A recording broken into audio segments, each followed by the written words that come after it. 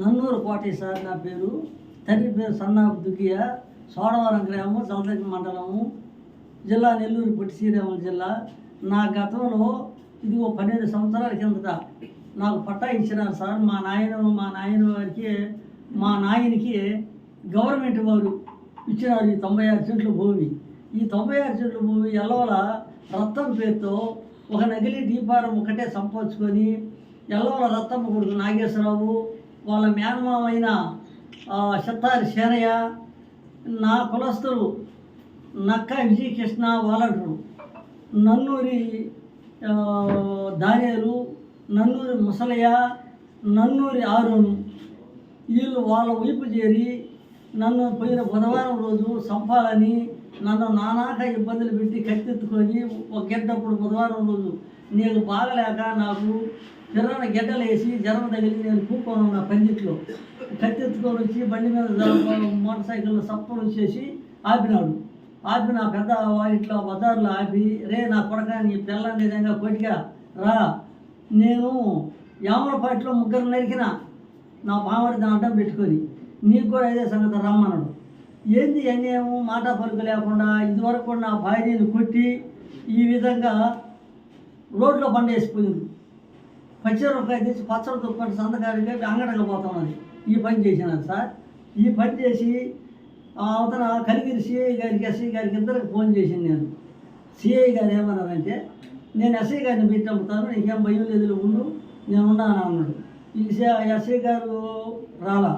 ASI గారికి phone చేసిన రాలా. నేను ఇంత బాధపడతా ఎస్ఐ గారికి జలదంకి మండలం పోతే ఆమె కన్నెత్తి చూడకుండా వెళ్ళిపో, నువ్వెవరు, ఏ పని నీకు నాకు స్టేషన్ కాడ వెళ్ళిపోమను. వారానికి ఒకసారి పిలిచేది, నా మీద కేసు కట్టేది, ఆ కేసు ఎత్తుకోపోయేది, జలదంకి మండలంలో సార్ చేత ఎంఆర్ఓ గారి చేత సంతకం పెట్టించేది, ఆ పెట్టేది. ఇదే విధంగా చేస్తున్నాడు. ఏళ్ళ నుంచి నాకు ఈ నన్నూరి దానియలు, నక్క విజయకృష్ణ వాలంటరు, ఈ నన్నూరి ఆరోను, ముసలయ్య, వీళ్ళ కూడా నాకు ప్రాణహాని ఉంది సార్. నేను నా బిడ్డలు కూడా 2 బిడ్డలు, నా బిడ్డలు పరాలు వెళ్ళిపోయారు, వాళ్ళిద్దరు వెతక నాకు ఎవరు న్యాయం చేయలేదు. ఇప్పుడు మీ కాళ్ళ మీద వచ్చి పడ్డారు. కలెక్టర్ గారు, ఇదిగో కలెక్టర్ గారు ఇచ్చిన ఆదేశాల ప్రకారము ఇదిగో నాకు జలదంకి మండలం ఎంఆర్ఓ గారు, ఆర్ఐ గారు, సర్వేర్ గారు, ఈఆర్ఓ గారు వచ్చి కొలిసి రాళ్ళు వేసి వేసుకోమని నా చేత దున్నిచ్చి పైన పెట్టుకొని బతకరా, ఎవరు మీరు ఇతను జోలికి పోకూడదని చెప్పిపోయింది. ఎవరు జలదంకి ఎంఆర్ఓ గారు పద్మా మేడం, ఆమెని పోలీసి లేవదీసి ఏరే కుర్చీలో పంపించేసి కొత్తగా ఎంఆర్ఓని ఈఆర్ఓని తీసుకొచ్చుకొని పెట్టుకొని ఈ నన్ను నానాకి ఇబ్బందులకు గురి చేసి ఆ రాళ్ళు బీకేసి ఆ జన్మ చెడగొట్టేసి ఇప్పుడు దున్ని అతను నాటుకుంటున్నాడు, బురదక్కి చేసేసిండు. నా దాంట్లోనే నారు పోస్తున్నాడు. సాంబశివరాము సారు సిఐ గారు నుంచి వచ్చినాడు. వచ్చి ఆయన కూడా చేయలేక చూసి ధర్మ కాదు అనేది ఎంఆర్ఓ గారికి చెప్పి నాకు కొలిసి రాళ్ళు వేసి ఇచ్చిపోయినాడు సాంబశివరావు సిఐ గారు. ఆ సిఐ గారిని కూడా మార్చినారు. ఇప్పుడు ఈ కొత్తగా మేకపాటి రాజశేఖర రెడ్డి కుర్చీ లేకి కొత్తగా వచ్చిన ఈమెయిల్ని అడ్డం పెట్టుకొని ఆ ఈమెయిల్ ఏం చెబుతారో పాపం పుణ్యం లేకుండా మా కుటుంబాలు, మా తమ్ముడి సేవలో 3 ఎకరాలు మా తమ్ముడికి ఇచ్చింది, దాంట్లో బాట లేదు, నట్ట నడిదాల బాట లేకుండా ఉన్నట్లుగానే పెట్టాలని బోర్డులు పెట్టేసారు. బోర్డులు పెట్టేస్తే మా మరదల పానానికి తెగించి ఇట్లా నానాకి ఇబ్బందిని పెడతారు వీళ్ళు అని నా బోర్డు బీకేసింది. అవతల మా మరదల మీద వాళ్ళు పెద్ద ఇది చేసినారు. ఎవరెవరు ఈ పని చేసిందంటే ఇప్పుడు కొత్తగా వచ్చిన ఈఆర్ఓ గారు, ఎంఆర్ఓ గారు, ఆర్ఐ గారు. ఈ ఆర్ఐ గారు మహాఘోరంగా తయారైపోయాడు. ఈ ఈ ధాన్యాలు అనేవాడు ఏ టైంలో ఈ నక్క విజయకృష్ణ ధాన్యాలు వాలంటరీ ఏ టైంలో చంపుతారని వీళ్ళ కూడా నాకు ప్రాణహాని ఉంది సార్. మాకు నా కుటుంబానికి నా బిడ్డలు కూడా ఇటు వెళ్ళిపోయారు, నా 2 బిడ్డలు వెళ్ళిపోయారు. వాళ్ళు మెతక భయస్తులు. నాకు దయచేసి న్యాయం చేసి నా భూమిని నాకు ఇప్పించి ఆ ఊళ్ళో నాకు ఒక అండేర్పరచండి సార్. లేకుంటే మేము ఉండాలి, ఎటు నిల్లన్న పోవాలి, లేకుంటే వాళ్ళ చేతల్లో సచ్చైన పోవాలి సార్. నేను ఈ విధంగా ఉంది మా సార్ మా పరిస్థితి.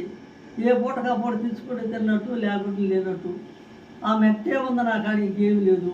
ఇది మాగాని ఎట్టయిందంటే నాకు మా నాయనకి ఇచ్చినప్పుడు మెట్ట నా పేరు మీద మార్చినారు. ఇప్పుడు పైన కొద్ది పుట్ట చెరువు పడి మాగానైంది. దీన్ని కాచిపడి ఈ ఎల్లవల రత్తమ్మ కొడుకు నాగేశ్వరరావు, ఈ సిత్తారి సేనయ్య, ఈ కొద్దిపేట రాజకీయ నాయకులు, ఈ నన్నూరు ఆరోను, నన్నూరు ధాన్యాలు, వాళ్ళంతా వాళ్ళ అన్న కొడుకు చిన్నాయన పెదనాయన 20 ఏళ్ళ వాళ్ళు. 20 ఏళ్ళ వాళ్ళు ఎవరైనా మీ పోటీ ఆఫీసర్లు ఇస్తే చుట్టూ మనకు గమ్ముని చెప్పనీరు. నా ఇంటి ముందు దావు లేదు, దాన్ని పెద్ద రోడ్డు చేసి జీసీబీతో నెట్టేసి నా ఇల్లు అసలు సూర్య కుదిరి కూర్చోలే. ఆ కాలనీ గతంలో కట్టిన కాలనీ ఈ విధంగా లేస్తే మీరు తెలుగుదేశం వాళ్ళు ఈ ఊళ్ళో ఉండొద్దు, లేచి వెళ్ళిపోండి. ఏం మాటలు అసలు తెల్లం అమ్మ తప్పితే కత్తులు కటాలు తప్పితే ఉండే విషయం లేదు సార్. ఇది వాస్తవంగా జరిగేది. ఎవరన్నా అయ్యో పాపమని చెప్పపోతే వాళ్ళ ఇంటి మీదకి పోతాము, అందువల్ల భయపడవు చెప్పలేకపోవడం. ఇదిగో జిల్లా జాయింట్ కలెక్టర్ గారు ఇచ్చిన ఆదేశం సార్, నా భూమి నా సోదరిని చేయమని ఇచ్చి చేసినారు. ఆర్డీఓ గారు ఎంఆర్ఓ ఈ దళితంకి ఎస్ఐ గారికి ఫోన్ చేసి అమ్మ కేసు కట్టి లోపల వేసి వాళ్ళని ఈ నన్నూరు పార్టీ అయిన వాడిని వాడి భూమిలో కొన్ని పంపించమని ఫోన్ చేసి చెప్పినాడు నా ఎదురుగా. సార్ అట్నే చేస్తారని చెప్పినది. నన్ను రమ్మన్నది. పొద్దుగుకిన దాకా గోహన పెట్టి సాయంత్రం 7 గంటల దాకా గోహన పెట్టి ఏంటో నీకు న్యాయం చేసేది. వాళ్ళు రాజకీయంలో ఉన్నవాళ్ళు ఎమ్మెల్యేలు వాళ్ళు పచ్చారన్నాడు, నీకేంది నేను రాజకీయం చేసి వెళ్ళిపో అన్నాను. ఆమె యాదవరాజులు ఆమె అర్జీ ఇచ్చింది. ఆ అర్జీ ఇచ్చిందని పిలవనంపినాడు సార్. పిలవనంపి అచ్చంగా ఒక రూములో కోకన పెట్టి ఏమ్మా ఫింగర్ పెట్టమన్నాడంట. సార్ ఎందుకు సార్ అన్నంట. ఆ దారి ఉన్నట్టు పెట్టువారన్నానంట. సార్ ఇది తప్పు సార్, దారి లేదు, 10 అడుగులు మేము నడుచుకుంటానికి పెట్టిన దారి ఇది. ఇప్పుడు బడదర్శనం చేసి పెట్టి మా అలసాట్లు ఏంటంటే మావు పెట్టు వెనక స్వామి తిన్నాను వెనక నా బాబులు ఏలినప్పుడు ఆడవాళ్ళకు రొమ్ములు పోసి టెంకాయ చెప్పలు పెట్టారు. ఈ పని చేస్తానంటే ఇంటికి వచ్చి పుట్టి రేటు పేసింది. నేను పోయి అదే పని చేస్తాను నేను అన్నాడు. నేను అతను నాకు చెప్పిన పోదాను. నేను పోయి ఏది సార్ ఈ అన్యాయం అయితే ఏం చేస్తావా, నేను ప్రెసిడెంట్ నరసాటి మనిషిని, నేను వాళ్ళ అమ్మ సుబ్బమ్మ కదా ప్రెసిడెంట్గా నిలబెట్టింది. వాళ్ళ కింద కూలీన్నాయా నేను.